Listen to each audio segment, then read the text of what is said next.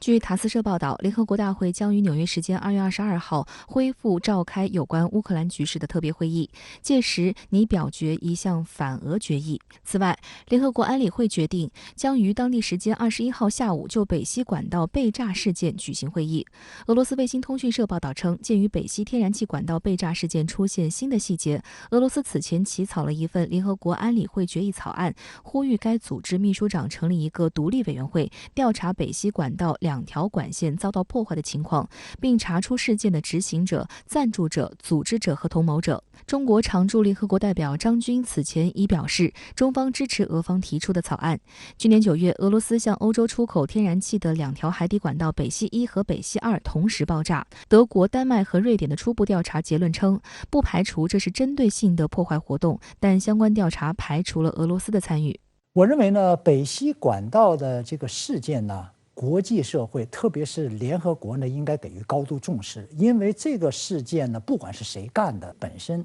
有一点是确定的，这是一个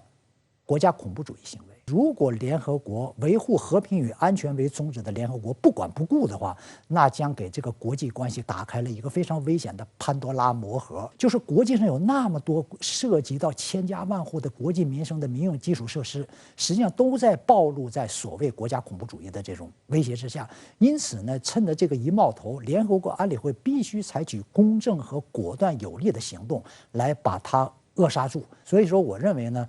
联合国安理会召开紧急会议是迈出了积极的一步。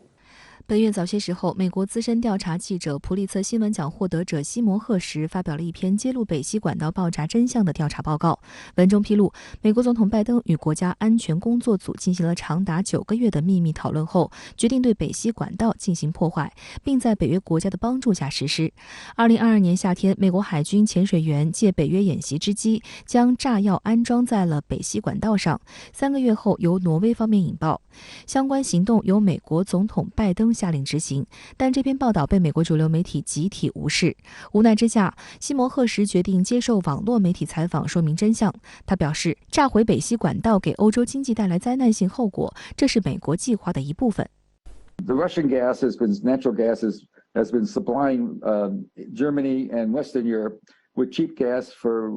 a dozen years, and the economy's boomed based on cheap gas. Now Europe's suffering. It's getting cold. They had a mild winter, but it's getting very cold now. The leading companies are all getting, the price of gas is going up enormously. The consequences of knocking out the pipeline economically are disastrous.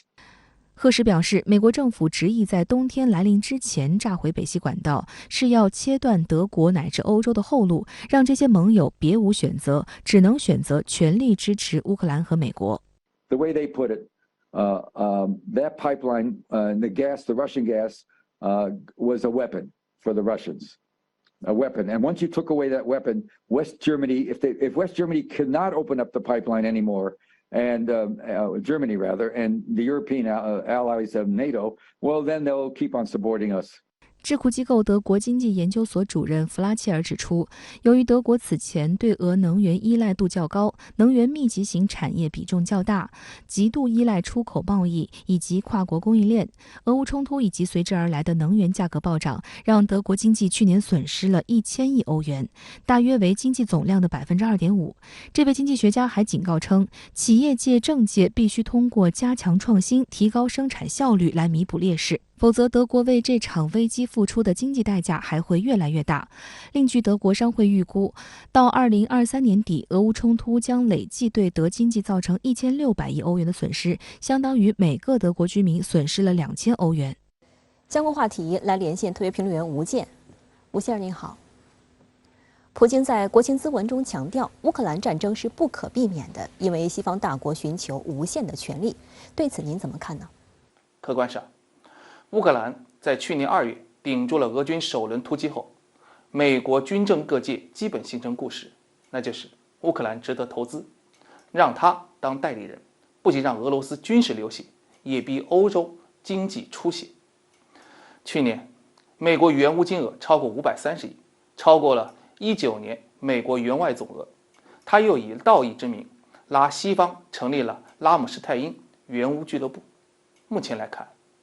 美国援乌看似花费大，但成本收益一比较，其实它净赚不少。先拿大家最关心的军援为例，美国网站披露，超60%的美国援乌炮弹是从驻德国基地拉姆施泰因、班贝格所调的库存，多半是存放5年多的旧弹。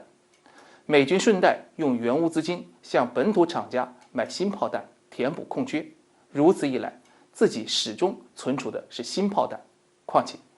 美军后勤也接受了锻炼，建立了从本土到德国再到东欧前线的大物流，有效提高了战斗力。更重要的是，美国借俄乌冲突进一步激活了军工复合体，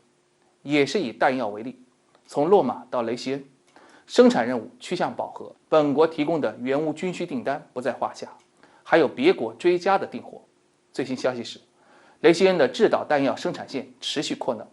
尤其位于亚利桑那州图森的导弹分部生意最红火，今年预期销售有望再创纪录。撇开军工之外，美国用俄乌所撬动的经济杠杆更为可观。《华尔街日报》提到，美国经济是俄乌冲突的最大受益方，特别是从欧洲产业外流中获益匪浅。法国财长勒梅尔就直言不讳地抱怨美国把俄乌冲突变成了投机，通过制造危机，不仅逼欧洲接受美国的高价能源，还不断削弱欧洲企业的竞争力，伤害欧洲各国的再工业化。可见，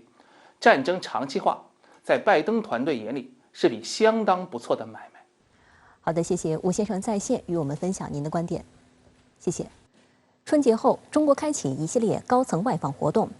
政治局委员、中央外事工作委员会办公室主任王毅的欧洲访问行程也进入尾声，他目前已经抵达最后一站莫斯科。外交部发言人表示，中方愿以此访为契机，同俄方一道，推动双边关系继续沿着两国元首确定的方向稳步前进。周二，中国外长秦刚也抵达雅加达访问，将主持中国与印尼双边合作机制会议。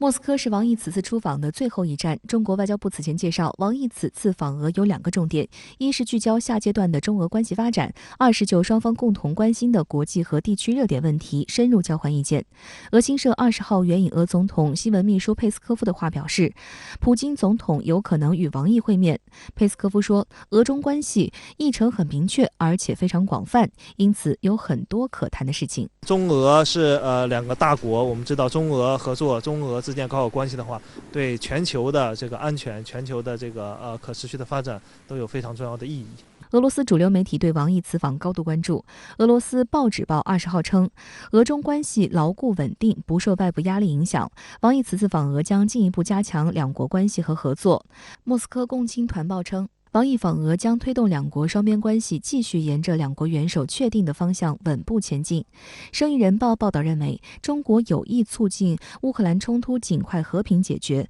并准备在其中发挥更积极的作用。独立报称，俄中两国在经济等领域务实合作具有坚实基础。中国海关数据显示，2022年中俄贸易额增长近30%，超1900亿美元。2022年12月30号，国家主席习近平在与俄总统普京的视频会晤中指出，面对变乱交织的国际形势，中俄双方应该始终坚守合作初心，保持战略定力，加强战略协作，坚持互为发展机遇、互为全球伙伴，努力为两国人民创造更多福祉，为世界注入更多稳定性。本月初，俄罗斯外交部长拉夫罗夫在接受媒体采访时表示，中俄正处在历史上最好的时期，两国不建立军事同盟，但关系比传统意义上的军事同盟质量更高，没有边界和限制，也没有禁忌话题。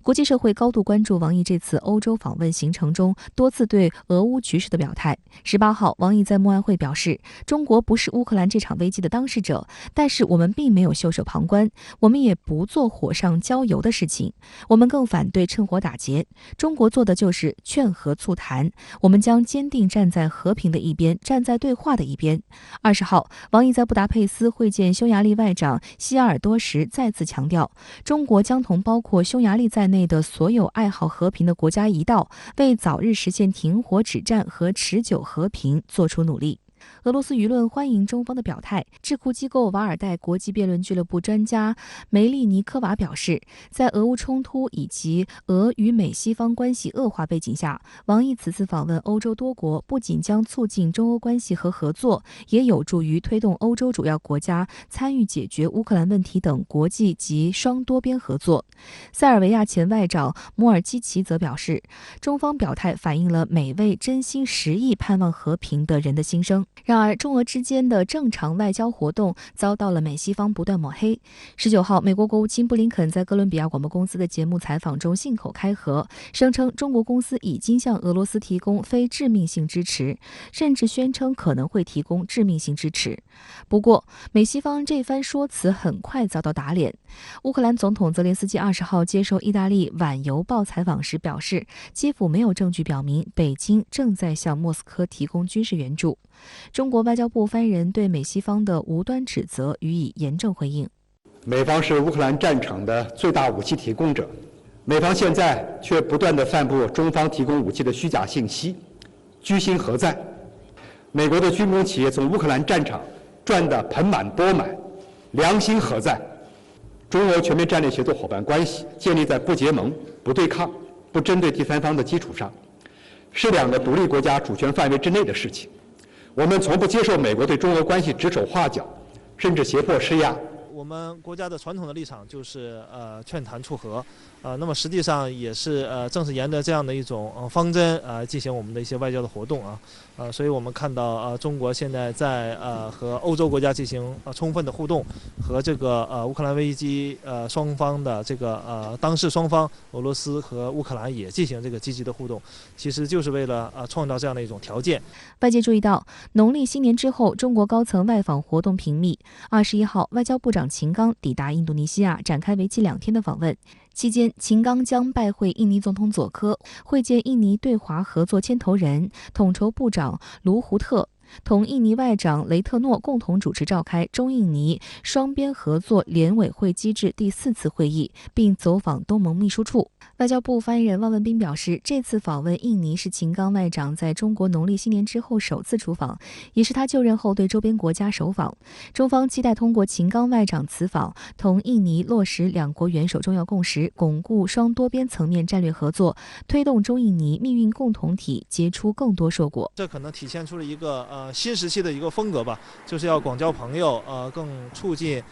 中国和世界的更多的交流，那么促进大家形成一个共识。我们知道现在全世界正在进入一个百年未有之大变局那么进一步的加强和各个国家一种对话的话，其实有利于我们形成一个更有效的全球治理的体制，那么共同应对全球人类共同面对的这样的一些难题。